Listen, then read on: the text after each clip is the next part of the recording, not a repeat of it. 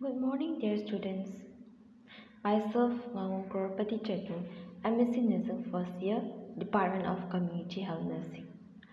The continuations of the previous class, today we'll be discussing on management of depressions.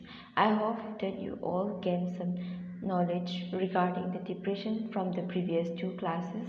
That is, in the first class we have discussed about the introduction of depression. In that we have seen what is depression, the definition of depression, the sign and symptoms, the core presentations, the depressive diagnostic symptoms, the contributing factors, and depression, why is it a public priority. And in the second class we have seen about the assessment of depression and how to start conversation with the persons having depression, how to approach the persons with depressions, and also the principles of assessment of depressions.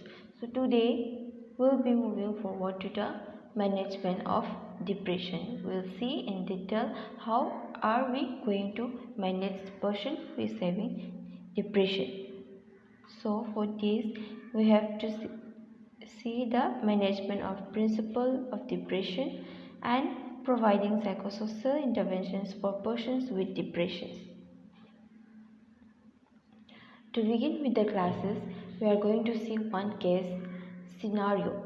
So let me read out the cases, listen it carefully, and you all have to list out the problems or anything wrong with the Mrs. Kavita.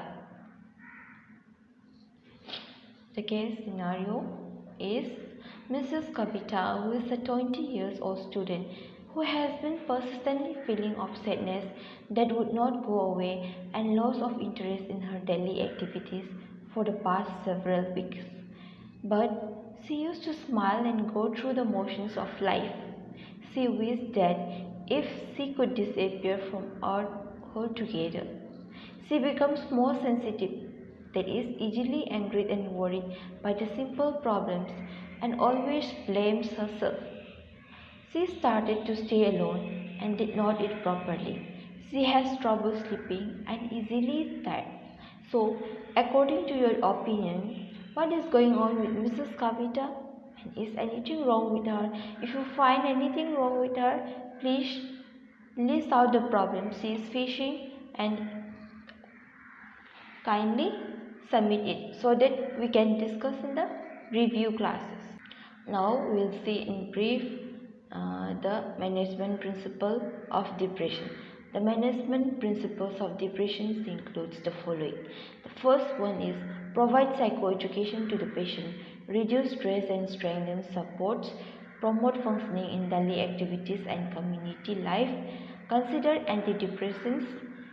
The last point is consider referral for one of the following brief psychological treatments: interpersonal therapy, cognitive behavioral therapy, behavior activation, and problem solving counseling. In this, we have to keep in mind regarding the management principle is we should not manage the symptoms with ineffective treatments. That is, do not manage the symptoms with ineffective treatments such as vitamins. For the management principles, we have to follow the management of handworks. We'll see in detail what is the handworks. And in this handworks, there is 5 steps. Out of the 5 steps, at least 1 or 2 more steps has to be, at least 2 steps has to be included for the intervention purpose. We'll see the hand management process. The first is psychoeducation. Second is reduce stress and strengthen social support.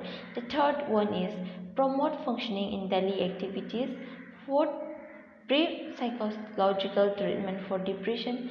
And the fifth, the last one is pharmacology. These are the 5 hand management principles or strategies. So for this, according to the conditions of the patient, we can use 1 or 2 of these interventions to help them finding the solutions or interventions.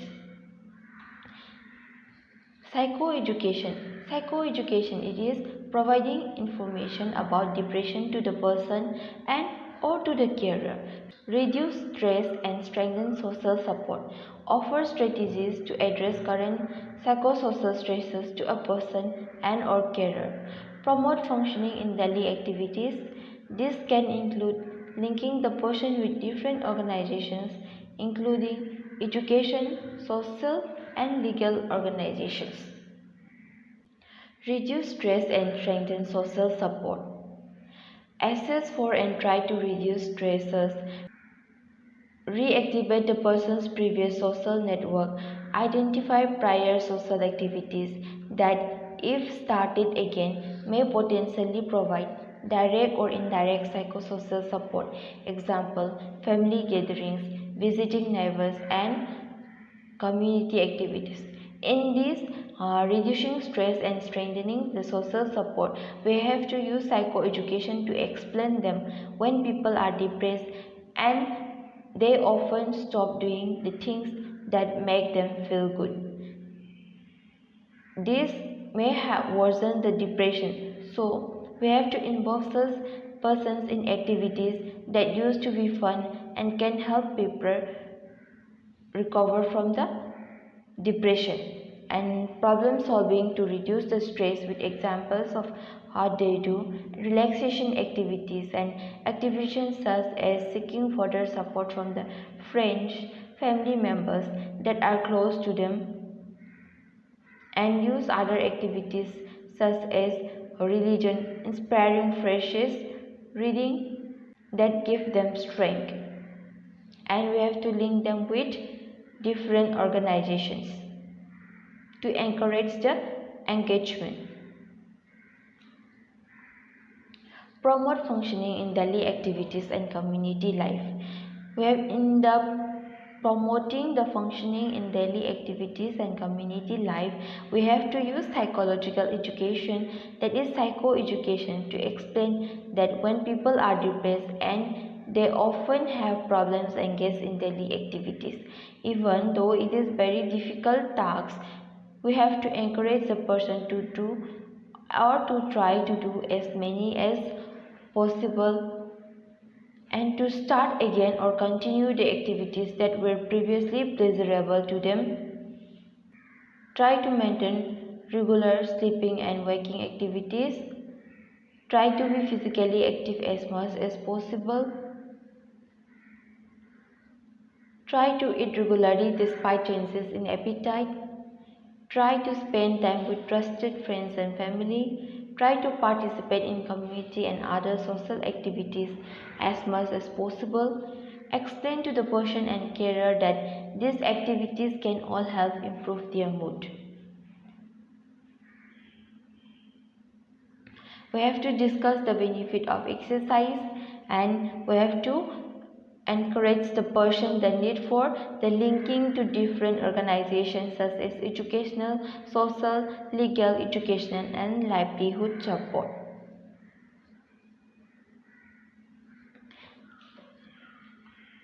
Next, we'll move on to the depression management. For this depression management, these are the protocols according to the WHO. The first one is provide psychoeducation to the person and their carers, reduce stress and strengthen social support, promote functioning in daily activities and community life, consider antidepressants if available, consider referral for one of the following brief referral treatment, and the interpersonal therapy, cognitive behavioral therapy, behavior activation, and problem solving counseling. And the most important thing we should keep in mind is that do not manage the symptom with ineffective treatments. I have already mentioned before also, so we have to be very cautious about the management, and we should not give or manage the symptoms with ineffective treatment, that is vitamin injections. Encourage for regular follow-up. The treatment plan includes the presenting problem and the action plan. In the presenting problem, we see what are the person's health and social needs, which intervention based meet the person's health and the social needs. The action plan, and in the action plan it includes recording the steps, goals and behavior that need to happen, who will do them and when. Manage risks, plans for what people can do in a crisis, and involve the person and the carer to ensure ownership of the treatment plan. These are the treatment plans for depression management, and I have some assignment for you students. Please find out when to refer if someone is having depression and what are the steps to be taken up in the follow-up. I hope you all have gained some knowledge from this class. If you feel anything not clear, you can come forward to me. You can ask at any time. But please do the assignment and submit it in the review classes. Thank you, students.